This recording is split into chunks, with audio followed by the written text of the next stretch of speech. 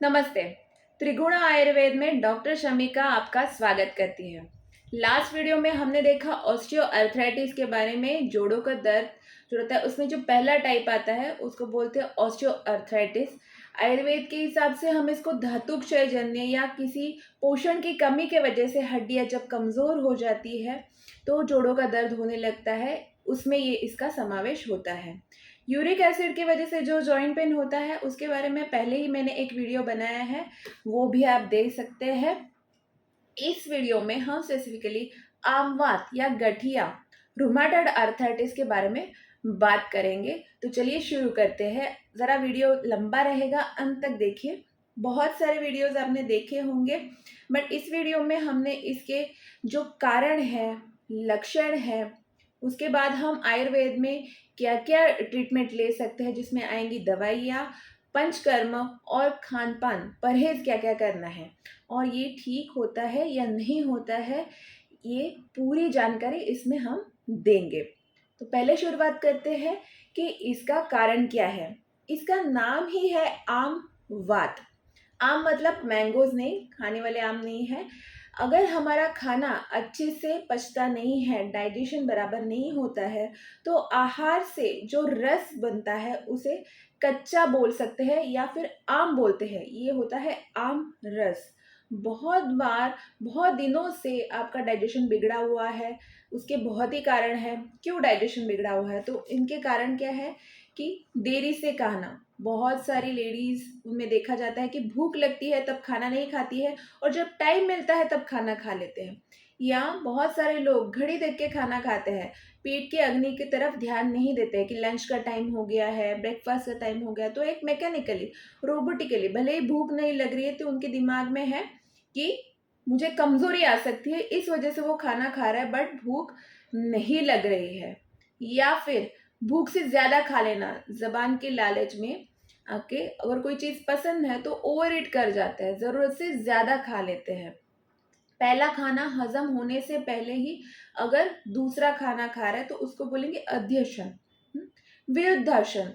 आयुर्वेद के अनुसार बहुत सारे ऐसे कॉम्बिनेशन है जो रॉन्ग फूड कॉम्बिनेशन में आते हैं, जैसे दूध के साथ नमक वाली चीज़ों का सेवन करना। दूध बिस्किट है, दूध खारी टोस्ट, दूध के साथ कोई बेकरी आइटम ले रहे हैं, या फिर दूध के साथ खिचड़ी। गुजरात में काफ़ी कॉमन देखा जाता है कि दूध और खिचड़ी को साथ में लेते हैं।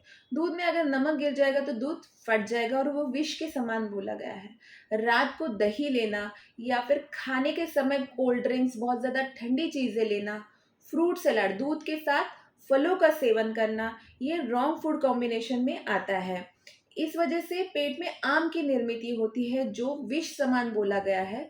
ये विष हमारे शरीर में काफ़ी सारी बीमारियां पैदा करता है, जिसमें आम बात गठिया सबसे प्रधान रोग है। डायबिटीज़ हो सकता है, स्किन के कई सारे प्रॉब्लम हो सकता है, कुष्ठ रोग हो सकता है। ये आता है विरुद्ध अन्न सेवन के वजह से होने वाले। बासी खाना खाना, फ्रिज में रखा हुआ खाना, आज रात को रखा, कल दोपहर को, कल रात, 2 दिन के बाद हम वही खाना गर्म करके खा रहे हैं, इसको बासी खाना बोलते हैं। इस वजह से भी हमें पेट बिगड़ सकता है, डाइजेशन बिगड़ सकता है। लेट नाइट खाना, रात को बहुत ज़्यादा जगते हैं, 10 बजे, 11 बजे, 12 बजे लोग उनका डिनर कर रहे हैं, खाने के तुरंत बाद सो रहे हैं, इस वजह से भी आपका डाइजेशन बिगड़ सकता है। जंक फूड आजकल बहुत कॉमन हो गया है। 80% खाना ज़ोमैटो स्विगी से आता है या होटल में खाना पड़ रहा है और खाने के नियम कुछ भी नहीं फॉलो हो रहे हैं, तो ये लाइफस्टाइल डिसऑर्डर बोला जाता है। आयुर्वेद के में एक खाने के अग्नि मांद्य की वजह से होता है। एलोपैथी के हिसाब से, मॉडर्न साइंस के हिसाब से देखा जाएगा तो ये एक ऑटो इम्यून डिसऑर्डर है, जिसमें आपका शरीर आपके जोड़ों के खिलाफ काम करने लगता है। जोड़ों के जो लिगामेंट्स है या फिर उनके साइनोवियल फ्लूइड्स है, वहाँ पे वो ऐसे टॉक्सिन्स निर्माण कर देता है कि वो जोड़ों में दर्द पैदा कर देता है, वहाँ पे सूजन पैदा करेगा। उनको लगता है कि ये अपना दुश्मन है। जनरली आपकी इम्यूनिटी बाहर के बैक्टीरिया, वायरस के खिलाफ काम करती है, बट अभी वो आपके जोड़ों के खिलाफ काम करती है और वहाँ पे सूजन पैदा हो जाती है, बहुत ज़्यादा पेन होता है, रेडनेस होता है, गर्म स्पर्श होने लगता है। तो ये ऑटो इम्यून कैटेगरी में आता है, जिसका कोई भी कारण पता नहीं है, इडियोपैथिक रीज़न बोलते हैं। बट आयुर्वेद के अनुसार इसका कारण गलत खान पान, गलत लाइफस्टाइल, इस वजह से भी आपकी इम्यूनिटी कम हो जाती है। आजकल बच्चों में भी ये देखा जाता है और बड़ों में भी यह देखा जाता है। ऐसे ही बड़े अगर शादी करते हैं तो उनके बाद उनके बच्चों में ये जेनेटिकली ट्रांसफर होता है, क्योंकि आहार से ही रस बनता है, रस से रक्त, मांस, मेद, अस्थि, मज्जा और शुक्र, अंत में स्त्री बीज या पुरुष बीज बनेगा। तो जैसे आपकी रस की क्वालिटी होगी वैसे ही आपके बीज की क्वालिटी होगी और बीज से ही बच्चा पैदा होगा। तो बच्चों में भी जन्म से बहुत सारी बीमारियां आजकल दिखाई दे रही है, कि जैसे डायबिटीज़ है, मोटापा है, ये रूमेटॉइड आर्थराइटिस है, स्किन की कोई भी प्रॉब्लम है, विटिलिगो है। ये सारी चीज़ें जो जेनेटिक हम बोलते हैं, तो क्यों कि पेरेंट्स में बीज में कोई भी प्रॉब्लम है। और ये बीज में प्रॉब्लम कैसे आएगा? आपका खान पान गलत है, आपका लाइफस्टाइल गलत है। तो अग्निमांद्य जब होगा तो आपका खाना अच्छे से डाइजेस्ट नहीं होगा, उससे होगी आम की निर्मिति। अब यही आम रक्त के साथ पूरे शरीर में दौड़ेगा और ये दौड़ के जब संधियों पे, जो हमारे जॉइंट्स है वहाँ पे आश्रय लेगा, तो कोई भी दर्द पैदा करेगा, सूजन पैदा करेगा, वहाँ का स्पर्श एकदम उष्ण होगा, लाल लाल रंग आएगा, दर्द बहुत होगा। वृश्चिक दंश इव, मतलब बिच्छू काटने के समान वेदना वहाँ पे हो जाती है और उसको हम बोलते हैं आमवात। इसको नॉर्मल भाषा में हिंदी में गठिया बोलते हैं, अंग्रेजी में या फिर मॉडर्न साइंस के अनुसार रूमेटॉइड आर्थराइटिस बोलते हैं। Pain, swelling, redness, hot hotness वहाँ पे रहता है। स्पेशली मॉर्निंग स्टिफनेस, मतलब सुबह सुबह बहुत चकड़ाहट महसूस होती है, वो व्यक्ति उठ नहीं पाता है बिस्तर से। जैसे ही दिन बढ़ने लगता है, सूरज की रोशनी आती है, तो गर्माहट की वजह से, मूवमेंट की वजह से धीरे धीरे वो मूवमेंट कर सकता है। बट रात में जब सोया हुआ रहता है या सुबह सुबह ठंड में, ठंड से बहुत ज़्यादा स्टिफनेस आ जाता है, तो सुबह के समय में ये स्टिफनेस ज़्यादा रहता है। और ये शिफ्टिंग पेन होता है, कभी आपके घुटने में दर्द करेगा, कभी एड़ी में दर्द करेगा, कभी कंधे में दर्द करेगा, कभी उंगलियों में दर्द करेगा, रिस्ट जॉइंट, ये शिफ्ट होते रहता है। ये जो पेन है ये शिफ्ट होता है, शिफ्टिंग पेन इसमें काफ़ी कॉमन दिखाई देता है। धीरे धीरे धीरे करके पूरी बॉडी आपकी जकड़ जाती है और अंत में जाके आपको जॉइंट डिफॉर्मिटी होती है, स्पेशली उंगलियों में, उंगलियां टेढ़ी हो जाना, यहाँ पे सूजन आ जाना, बहुत सारे डिफॉर्मिटी, और ये ठीक नहीं होती। अगर आप इतने दूर तक पहुंच गए हो तो आयुर्वेद के अनुसार भी अंत के जो धातु है, अस्थि, मज्जा, इनमें अंदर तक ये बीमारी पहुंच गई है। तो अगर आपकी जो बीमारी है 1 साल से कम पुरानी है तो ये नव व्याधि में आएगा।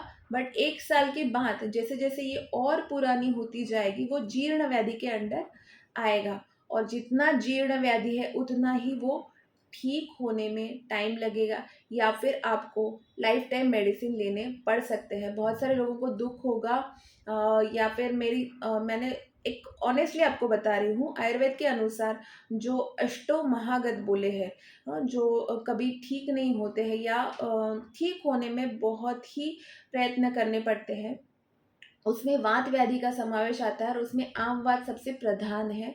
या फिर साध्य, जो ठीक होने वाली व्याधि है, और असाध्य, ऐसे दो व्याधियों के प्रकार बोले गए हैं।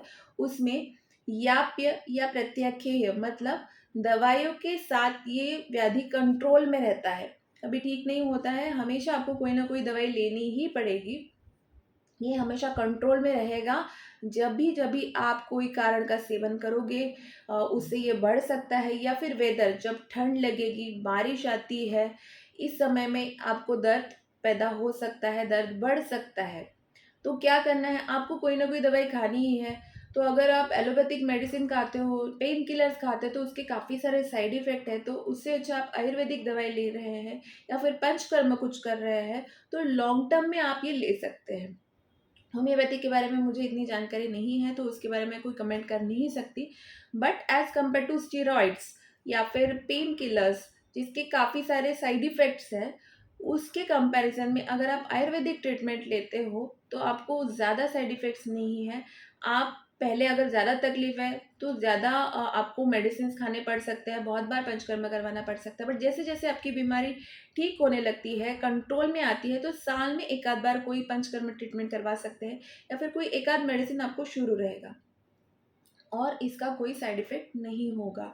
तो ये रहा ट्रीटमेंट के बारे में, या फिर ये बीमारी ठीक होती है या नहीं होती है इसके बारे में जो मेरा एक्सपीरियंस है और जो ग्रंथों में भी लिखा गया है। तो 1 साल पुराना व्याधि है तो उसमें बहुत चांसेस है कि आप ठीक हो जाओगे। तो जल्द से जल्द अगर आपको अभी ऐसे सिम्पटम्स जो मैंने लक्षण बताए हैं वो शुरुआती दौर में है, तो आप जल्द से जल्द आपका वक्त ज़ाया मत कीजिए, किसी भी आयुर्वेदिक कंसल्टेंट के पास जाके कंसल्टेशन करवा के आपके लाइन ऑफ ट्रीटमेंट आप डिसाइड कर लीजिए, जिसमें आएगा खान पान, कैसे खान पान होना चाहिए, कौन सी दवाई होगी, कौन सा पंचकर्म होगा और कौन सी एक्सरसाइज होगी। ये चारों ही चीज़ें आपको करनी है। ये पहले हमने जानकारी ली कि क्यों होता है और लक्षण कौन से होते हैं। अभी जाते हैं ट्रीटमेंट के साथ। कैसी ट्रीटमेंट होगी? आयुर्वेद क्या करता है? तो अगर आपका अग्नि बिगड़ा हुआ है तो अग्निवर्धक चिकित्सा, पाचन चिकित्सा जिसमें आपका डाइजेशन सुधर जाए, ऐसी चिकित्सा हमें करनी है। अगर व्याधि नया है, बहुत पुराना नहीं है, तो सिंपल मेडिसिन जो घर में ही है, जैसे अजवाइन है, सौंठ है, लहसुन है, इसका प्रयोग हम कर सकते हैं। अजमोदादि चूर्ण या फिर हिंगवाष्टक चूर्ण जो टैबलेट्स आती है उसमें सिंहनाथ गुग्गुलू आएगा, या फिर योगराज गुग्गुलू, ऐसे बहुत सारे मेडिसिन बताए गए हैं जो हम हाजमा सुधारने के लिए दे सकते हैं। इसे डायरेक्टली आपका पेन कम नहीं होगा, कोई भी पेन किलर इसमें नहीं है, बट अगर आपका हाजमा सुधर जाता है, पाचन अच्छे से होता है, तो उसमें वायु की निर्मित जो गलत तरीके से हो रही है और वो दर्दें पैदा कर रही है वो नहीं होगी। आहार रस अच्छा होगा और आपके आहार से आपको पूरा पोषण मिलेगा। तो प्राइमरी जब एकदम शुरुआती दौर में ये सारे मेडिसिन जो सिंपल हर्बल मेडिसिन है वो हम इस्तेमाल कर सकते हैं। आमवात में सबसे ज़्यादा इम्पोर्टेंट मेडिसिन बोला गया है वो है एरंड का तेल, कैस्टर ऑयल, दिवेल का तेल बोलते हैं। एरंडा का जो वृक्ष है ना वो सारे वात व्याधियों में सबसे बेहतरीन माना गया है और सबसे अच्छा बोला गया है कि जो तेल, ये तेल हम ले सकते हैं कि जो पेट साफ करता है, इसका इतना ही प्रयोग सबको पता है, बट उसके साथ ही ये अंदर आपके आंतों में जैसे मॉइस्चराइजर हम लगाते हैं, स्किन रूखी हो जाती है तो आंतों को लुब्रिकेट करने का काम करता है। वायु का जो मेन स्थान बोला गया है वो क्या है? बड़ी आंत बोले गया है। तो जब हम कैस्टर ऑयल लेते हैं गर्म पानी के साथ या दूध के साथ, तो वो आंतों को अंदर से लुब्रिकेट करता है, वहाँ के वायु का शमन करता है और धीरे धीरे जाके आपका दर्द भी कम होने लगेगा। कैस्टर ऑयल हम ऐसे भी गर्म दूध के साथ ले सकते हैं, गर्म पानी के साथ ले सकते हैं। पहले जो हम रोटी बनाते थे, जो बाजरे की रोटी है, ज्वार की रोटी है, स्पेशली ग्लूटेन फ्री अगर आप रोटी रोते हो तो उसमें ही एक एक चम्मच हम कैस्टर ऑयल डाल के उसकी रोटी बना के उसका सेवन भी कर सकते हैं। इसके पत्ते जो आते हैं, इसका काढ़ा बना के हम उसका सेक कर सकते हैं। उसके गर्म पानी से हम जहाँ पे सूजन है वहाँ पे वो गरम गरम पानी डाल के उसका सेक कर सकते हैं। या फिर पत्र पोटली नाम की एक चिकित्सा आती है जिसमें एरंड के पत्ते जो रहते हैं वो कट करके कैस्टर ऑयल में या सरसों के तेल में फ्राई करके उसकी पोटली बना जाती है, और जहाँ जहाँ पे आपको सूजन है वहाँ पे इसका सेक दिया जाता है। इसको बोलते हैं पत्र पोटली। एरंडम के जड़ जो रहती है उसको बोलते हैं एरंडम मूल। इसका भी हम काढ़े जैसा प्रयोग करके इंटरनल यूज कर सकते हैं, वो भी दर्द जो हो रहा है वो कम करने का काम करता है। एरंड के जो बीज आते हैं उससे एरंड पाक नाम की एक दवाई बनती है, वो भी काफ़ी उपयोगी साबित होती है। लेटर ऑन आपको जो टॉनिक चाहिए, कमजोरी आ जाती है, वहाँ पे हम एरंड पाक का सेवन करते हैं। बहुत सारे फायदे हैं एरंड के। तो आम बात में सबसे प्रधान जो मेडिसिन बोला गया वो है एरंड। और बाकी जो मैंने चीज़ें बताई कि अजमोदादि चूर्ण है, हिंगवाष्टक चूर्ण है, रासना सप्तक काढ़ा है, बहुत सारे हर्बल मेडिसिन हम प्राइमरी लेवल पे इस्तेमाल कर सकते हैं। और यहाँ पे आपको ऑयलिंग करना मना है क्योंकि आम पहले से ही है और उसमें अगर आप ऑयलिंग करते हो तो सूजन बढ़ सकती है। तो यहाँ पे स्पेशली वालू का स्वेद बोला गया, dry heat, without any oiling आपको किसी भी सॉल्ट या फिर नमक की पोटली बना के गर्म करके या फिर जो रेत रहती है उसका सेक करने के लिए आपको बोला गया है। ये नया नया जब स्वेलिंग आता है ना तब की मैं बात कर रही हूँ। 1 साल पुराना, 1 साल से ज़्यादा है, बहुत ज़्यादा पुरानी है, तब आपको ये नहीं करना है। पहले पहले हाँ, एक आध महीना हो गया आपको स्वेलिंग आ रही है, डाइजेशन बिगड़ा हुआ है, ब्लोटिंग हो रहा है, उस स्टेज में हमें ऐसी ट्रीटमेंट करनी है। यहाँ पे हमें तेल नहीं लगाना है। इंटरनल जो खाना लेना है वो बहुत ही हल्का होना चाहिए। आपको इसमें फास्टिंग बोला गया, जितना हो सके आप लंघन कीजिए ताकि जो आम निर्माण हो रहा है वो डाइजेस्ट हो जाए, जो टॉक्सिन्स निर्माण हो रहा है वो डाइजेस्ट हो जाए। गर्म पानी पीजिए, मेडिकेटेड वाटर, पानी में आप अजवाइन डाल सकते हैं, सौंठ डाल सकते हैं, दालचीनी, कोई भी ब्लैक पेपर, गरम मसाला डाल के वो पानी अच्छे से बॉईल करके हल्का गुनगुना पानी आप ले सकते हैं। खाने में दाल, मूंग दाल का प्रयोग कर सकते हैं, मूंग दाल का सूप है, पतली पतली दाल खिचड़ी है, ऐसा बाजरे की रोटी, इसमें एक आध बाजरे की रोटी, सब्जी जो फलों जैसी सब्जी दिखाई देती है ना, जैसे आपको लौकी, गिलका, करेला, तोरई, टिंडे, ये सब्जी है, हम इसका प्रयोग कर सकते हैं। हल्का खाना, भूख से थोड़ा कम ही खाना है, जितना हो सके फास्टिंग करना है। तो जैसे जैसे आपका अग्नि प्रदीप्त होगा आपकी बीमारी कंट्रोल में आने लगेगी। तो ये हो गया नया, जो 1 साल से कम आपका अगर व्याधि है तो। बट जब 1 साल गुजर जाता है तो धीरे धीरे धीरे आपका जो व्याधि है जीर्ण व्याधि में परिवर्तित हो जाता है। इसमें धातु क्षय हो जाता है, क्योंकि आहार रस ही अच्छा नहीं बन रहा, तो धीरे आगे आपके जो धातु है, बाकी रस है, रस के बाद रक्त आएगा, मांस, मेद, अस्थि, मज्जा, जो आगे की धातु है उनको पोषण ही नहीं मिल पाता है, क्योंकि यहाँ पे ही सारी चीज़ें अटकी पड़ी है। तो उनका भी क्षय होने लगता है, शरीर में बहुत ज़्यादा कमजोरी आने लगती है और उनका पोषण एकदम से खंडित हो जाता है। तो ऐसी चीज में दवाइयाँ बदल जाती है। जो बोलते हैं ना आयुर्वेद वो काफ़ी महंगा है, काफ़ी महंगे मेडिसिन आते हैं, तो सुवर्णकल्प इसमें हम इस्तेमाल करते हैं। बहुत सारे जो ऐसे रसकल्प हैं, योगेंद्र रस है, बृहत्वाद चिंतामणि रस है, जिसमें स्पेशली सुवर्ण भस्म का प्रयोग किया गया है, ये यहाँ पे इस्तेमाल होते हैं और उस वजह से थोड़ी ट्रीटमेंट महंगी हो जाती है। ये है। खान-पान में भी आपको हल्का, लंघन यहाँ पे मना है, आपको हल्का खाना थोड़े-थोड़े अंतर में लेना पड़ता है भूख के अनुसार।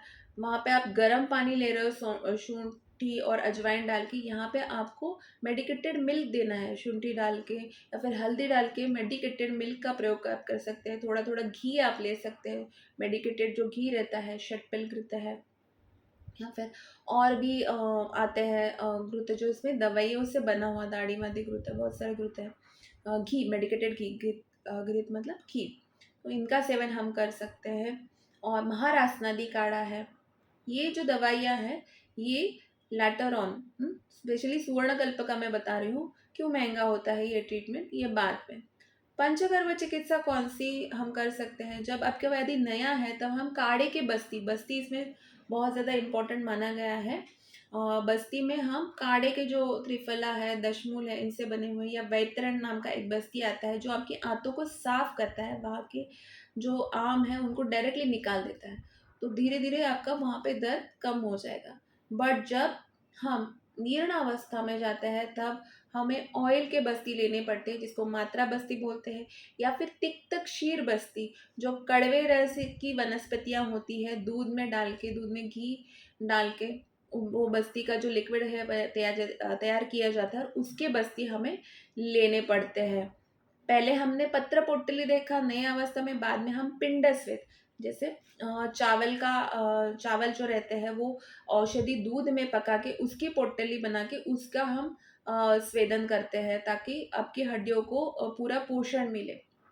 और जैसे जैसे व्याधि जीर्ण होता है ये ट्रीटमेंट बदलती जाती है, खान पान बदलता है, सारी ही चीज़ें बदल जाती है और टाइम बहुत ज़्यादा लगता है। 1 महीने में ये ठीक होने वाला नहीं है। 10 साल पुराने पेशेंट आते हैं, 15-20 साल पुराने पेशेंट आते हैं और फिर वो बोलते हैं कि हाँ आयुर्वेद से टाइम लगता है। आप इतने लेट आए हो, इस वजह से टाइम लगेगा। 10 साल पुरानी बीमारी आप एक्सपेक्ट करोगे 10 दिन में ठीक हो जाएगी, तो मुझे नहीं लगता कि ये फ़ेयर है। हाँ, आपको एटलीस्ट 3 से 6 महीने तो देने पड़ेंगे कि आपको कुछ फ़र्क महसूस हो। तो आप कभी भी ट्रीटमेंट लेने के लिए जाओगे तो कभी भी एक्सपेक्ट मत करो कि मुझे जल्दी फ़र्क पड़ेगा। जो है फ़ॉलो कीजिए। जो सारे बेसिक गाइडलाइंस तो मैंने बता दी है, तो आप जब किसी आयुर्वेदिक कंसल्टेंट के पास जाओगे तो आपको कोई भी कन्फ्यूजन नहीं होगा। सभी आमतौर पे सेम ही गाइडलाइंस रहती है, बट जो टाइम है आपको पेशेंस रख के ये सारी ट्रीटमेंट फॉलो करनी पड़ेगी और धीरे धीरे धीरे जाके आप में बदलाव आएगा। लाइफस्टाइल आपको चेंज करनी ही पड़ेगी।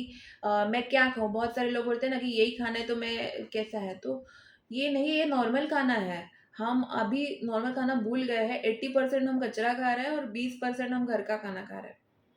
तो यही हमें फॉलो करना है। धीरे धीरे जाके आपको फ़र्क पड़ेगा। 3 महीने, 6 महीने, कभी कभी साल भी लग सकता है। बहुत पुरानी बीमारी है तो साल भी लग सकता है, बट श्रद्धा से यही ट्रीटमेंट आप कंटिन्यू कीजिए। इसका कोई साइड इफ़ेक्ट्स नहीं है, आपकी बॉडी में डैमेज नहीं होगा। जैसे स्टीरॉयड्स में आपके बोन्स वीक हो जाते हैं, आपकी इम्यूनिटी लो हो जाती है, उस वजह से आपको दूसरा भी कोई एडिशनल इन्फेक्शन हो सकता है जो आपकी जान पे बना सकता है ना? तो वो आप अवॉइड कीजिए। इसमें आपको भले ही दर्द ज़्यादा जल्दी कम नहीं होगा। इस मेडिसिन के साथ कोई पेन किलर्स चाहिए तो ऑन एंड ऑफ डॉक्टर से कंसल्ट करके ले सकते हैं, बट यही ट्रीटमेंट आप कंटिन्यू रखिए और धीरे धीरे जाके आपके लक्षण सारे वो कम हो जाएंगे। आपको राहत महसूस होगी। जैसे ही आप 1 साल में, 2 साल में आपके सारे सिम्टम्स कम हो जाएंगे या बंद हो जाएंगे, तो साल में एक बार कोई बस्ती करवा लिया या फिर विरेचन ले लिया। ये आप पंचकर्म की ट्रीटमेंट कर सकते हैं। जब ठंड बढ़ जाती है, बारिश के समय स्पेशली ये लोगों को तकलीफ होती है, तो बारिश के समय आप कोई मेडिसिन शुरू रख सकते हैं, बेसिक मेडिसिन। जैसे ही बारिश खत्म हो जाएगी आपके दर्द भी अपने आप कम हो जाएंगे। तो ये लाइन ऑफ ट्रीटमेंट आपको फॉलो करनी है। तो इस वीडियो में हमने सारी जानकारी दी कि आम बात क्यों होता है, उसके लक्षण क्या है और आयुर्वेद में इसके क्या क्या ट्रीटमेंट है। ये फॉलो कीजिए, धीरे धीरे आपको डेफिनेटली फ़र्क पड़ेगा। अगर कोई भी डाउट है या फिर आपकी कोई क्वेरीज है तो प्लीज़ कमेंट सेक्शन में आप मुझे पूछिए। मैं पूरी कोशिश करूँगी कि अपनी तरफ से उसके जवाब दूँ। आप नज़दीकी किसी डॉक्टर के पास जाके भी आयुर्वेदिक डॉक्टर के पास जाके भी कंसल्ट कर सकते हैं। अगर ये वीडियो पसंद आया है तो प्लीज़ लाइक कीजिए, शेयर कीजिए, चैनल को सब्सक्राइब कीजिए और जिनको ज़रूरत है उनके साथ ये शेयर कीजिए। तब तक के लिए नमस्ते।